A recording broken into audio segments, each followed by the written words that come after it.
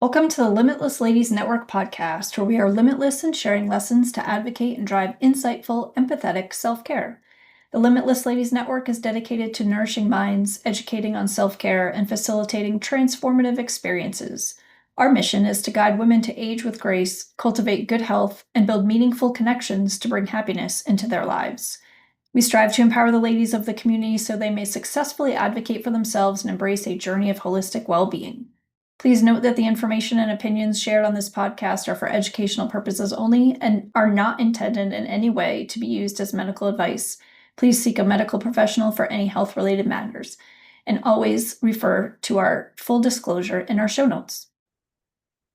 Hello, ladies. I'm your host, Tammy Dungan, and today I want to talk about menopause or brain fog. Brain fog, many of you, I'm sure, have experienced, or it could just be have those forgetful moments. Maybe you're in the middle of a sentence and you just completely forgot, or you walk into a room and forgot what you were looking for. Have trouble sleeping, right?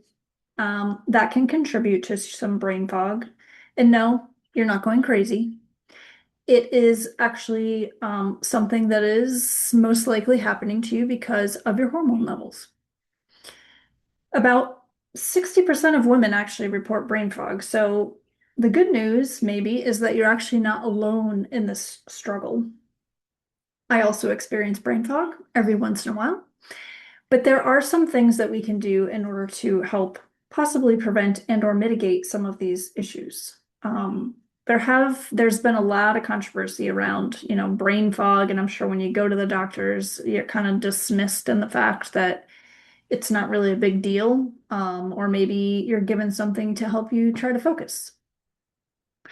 As our estrogen changes and we go into our perimenopause and menopause phases, right, our estrogen does dip and it becomes down to a really low level. And it actually starts dipping a little sooner than we might think, right? It kind of fluctuates a bit, but it could be starting as early as 35, 40 for some people, depending on where they are. And it is not just a genetic thing. That does have something to do with it. It could have something to do with it, but there are some things that you can do. So don't feel like it's just a genetic thing. And we'll talk about a few of those. Our estrogen does carry and connect to a lot of different things. It helps us to sleep, helps us with our mood. It helps us to think. It helps us to regulate our metabolism. It helps us in a way that helps us to kind of determine how much food we want to eat, which I have been experiencing as of late. Kind of that governor that you would normally have on, hey, I shouldn't eat that, is kind of reduced. So I find myself eating a lot of things that I normally wouldn't really be eating. And that is, again, a change in some of our hormones. We may go through different things with our neurotransmitters, but definitely our metabolism, our glucose is changing as well. We're having trouble regulating some of that. And then that leads us into our hot flashes as well. So they're kind of finding through some studies that the hot flashes could have something to do with our estrogen levels.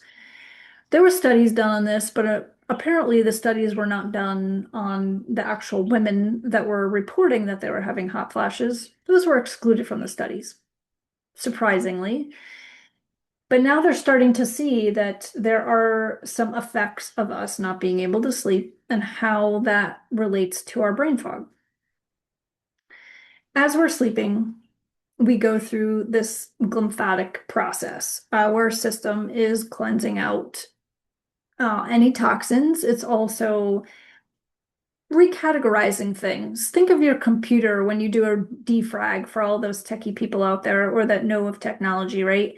You do this kind of cleanup so that it condenses some things and it gets rid of anything that you don't necessarily need, those extra cookies in the computer. We don't need cookies, by the way.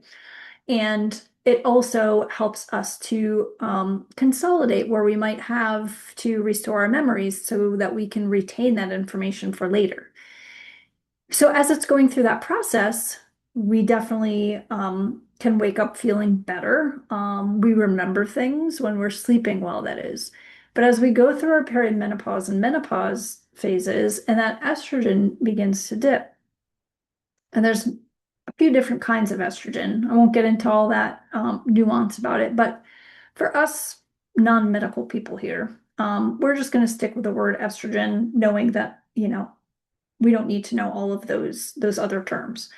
So in general, when we speak of estrogen, or when I speak of estrogen, it is going down, and it has been somewhat related to that process of trying to consolidate our memories, our thoughts, our knowledge, what cleaning out anything that we don't need. And if we're having those hot flashes, whether that be at night sweats, or the hot flashes during the day, then we're waking up in the middle of the night, and that lymphatic system that should be cleansing things out is actually not happening, or it's being disrupted in the middle of the night. And that can happen multiple times, as we know, during that nightly process. So that is one issue that we are seeing, or that has been reported as an issue. And as it's doing that, the brain is very complex, but it does, help us to think, obviously. So that's going to contribute to a lot of that brain fog, because if you think about not sleeping, you don't think clearly the next day. You almost feel like you're drunk. And there is somewhat of a correlation to that too with lack of sleep. Won't get into that. That's for another episode.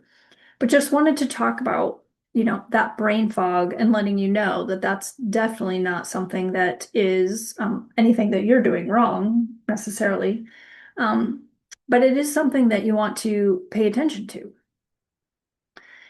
because it is such an important process.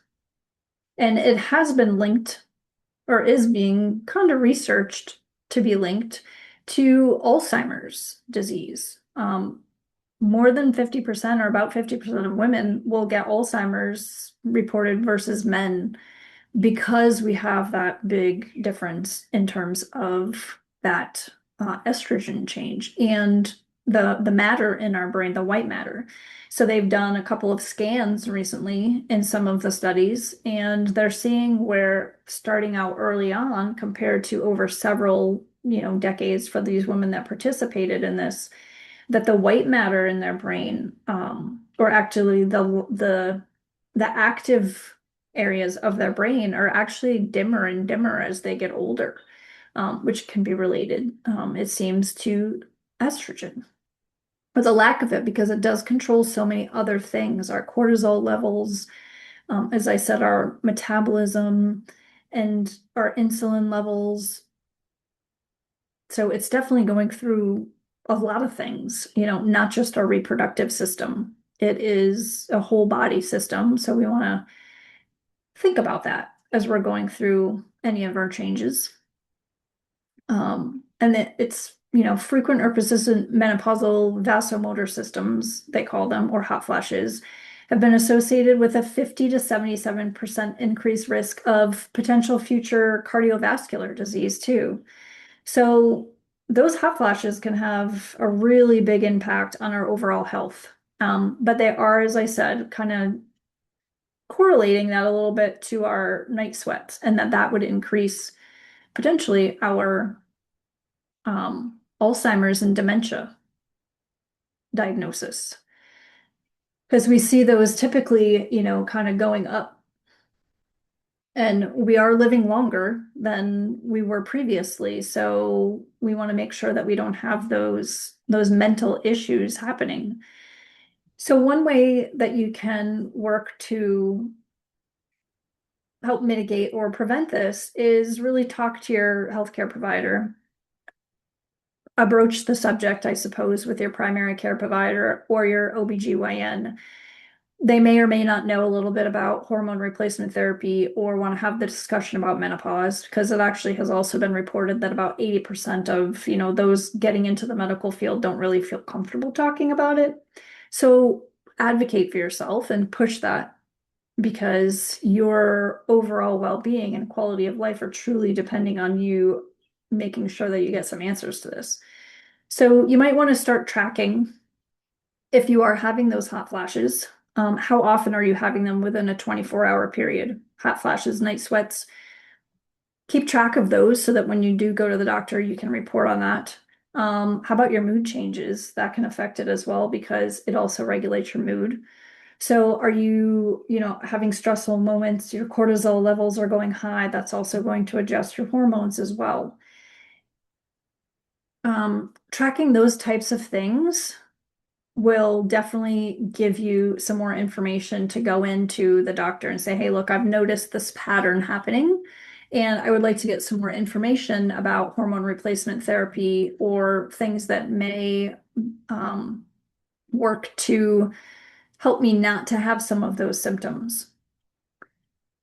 With the brain fog, there is actually a diet out there which seems to be a combination of the Mediterranean diet and the DASH diet. If any of you have heard of that diet before, it's called the MIND diet. Can certainly look this up, and I'm happy to put a link into the show notes of, what that diet is. Essentially, it's a combination of those two things. And so definitely something that you want to kind of put in practice as much as you can to be able to help yourself. And the Mediterranean diet, as you know, is somewhat Mediterranean. So it really focuses on eating good quality proteins like fish, not high mercury fish. You don't want that. You want to have, your anchovies. So have Caesar salads if you don't really like anchovies, because I'm not a big fan of those fish. But I do love Caesar dressing. So you can have that, incorporate some nuts and seeds into your diet. Berries are a really, really good source of phytochemicals. Anything eating the rainbow of any fruits and vegetables, mostly fruits, are really good. They have been doing some research and finding that fruits in particular are really good for your brain. So always good to have at least a couple of those I'd say every day, if possible. And nuts and seeds, you want to have good quality oil, really good. You don't want to use that if you're doing any searing or high temperatures. You generally want to use those for salads and or olive oil. Instead of butter, you can replace that. If you're going to be doing any cooking, I suggest using really high quality avocado oil because it has a higher flash point. So it's generally better for cooking. So those are really good ways for you to incorporate some of the things, vegetables, of course, eating the rainbow again, lots of leafy greens. Have those whole grains you can have as well for those of you that are okay having whole grains. I personally cannot. Good quality protein from poultry as well, reducing your amounts of red meat per week, just because that can be a little toxic to the body typically. And nothing fried, of course. Don't recommend any fried things. But beans and legumes are also good a few times a week to give you protein. Also, lentils, soybeans. Those are great sources for you to be able to have access to increasing your overall mental well-being. The other thing is to get out and exercise, of course. Exercise increases your endorphins, it puts you into a happy mood, it reduces your stress. Any kind of exercise. It could be walking, it could be uh, playing tennis now that it's nice out, it could be out swimming. Might as well take advantage of it while we have warm weather. Those are some key components that you can use to really help to eliminate, well, can't say eliminate, but help to reduce the risks of the brain fog. Definitely cutting back on any fried foods, anything heavy like that would typically contribute to having some brain fog. Because there is that correlation between our gut and our brain. Remember, our gut is kind of our second brain. So we want to take really good care of that. I wanted to just bring this information to you because I feel as though a lot of us struggle from brain fog, and sometimes we feel, or I feel, as though it's just me. Why am I struggling to remember things? How come I can't remember this person's name? It is your biological uh, system that is basically kind of going into decline status, unfortunately, right? So these are some things that you can do to help mitigate, but the most important thing is to advocate for yourself when you do go to the doctor and ask about hormone replacement therapy. And depending on your life, of course, and what you have going on, it may or may not be something that you can partake in. But maybe there's other things besides just these lifestyle changes that you can put into place to really help you to remember things. There's meditations that are out there that significantly help to increase our brain matter as well. So those are really great things to do. Meditation is fantastic on a daily basis. It is recommended. Reduces our cortisol levels, puts us in a happy place, um, just reduces our stress levels in general. So always good to incorporate that as well. Well, thanks for listening today. I hope that you found this brief but informative episode helpful for you. And please like or subscribe our channel. Leave a comment if you found this useful. If there's something else that you would like for us to talk about on another episode, please leave that there as well. Or you can always email me at thrive@limitlessladiesnetwork.com. Always happy to hear from our listeners out there. And please check out our website, limitlessladiesnetwork.com, where you'll find we have a whole bunch of women's gatherings coming up so that you can feel connected with the ladies in real time in person, as we're doing some things at Salem Pines Equine Retreat. So you get to have some exposure to some nice, beautiful horses during the summertime weather as well. And there's several other events coming up, like at Ox and Oak. But please follow us, subscribe to our channel, click the bell, and be notified of any upcoming episodes. And of course, if you're looking for some practitioners to help you through this process, I can always help you through sleep, stress, and recovery with my training. And I do know about menopause as well and some autoimmune. So I'm happy to help. There's also other practitioners on the directory that will gladly help in helping you through this life's transition. And or if you just need a referral to someone in hormone replacement therapy, I would be happy to share that information with you or even have a discussion about it from my own experience, because I have tried multiple different hormone replacement therapy options. So as always, stay happy, be limitless, and thanks for listening.